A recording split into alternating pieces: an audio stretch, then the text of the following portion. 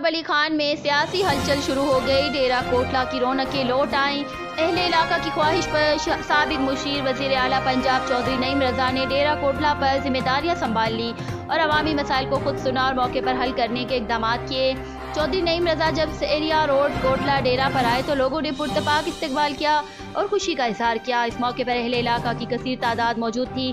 اس موقع پر پاکستان مسلم لیگ کاف اٹلی کے صدر چودھری مبشر زمان کا کہنا تھا کہ چودھری نعیم رضا کی ذمہ داریاں سنبھالنے سے کوٹلہ میں نئے دور کا آغاز ہوگا اور عوامی مسائل کو احسن طریقے سے حل کرنے کے اقدامات کیے جائیں گے اور عوامی مسائل کے حل کے لیے چودھری نعیم رضا اپنی تمام تر صلاحیتوں کو بروئے کار لاتے ہوئے عوام کے مسائل کے حل کے لیے اپنا اہم کردار ادا کریں گے انشاءاللہ۔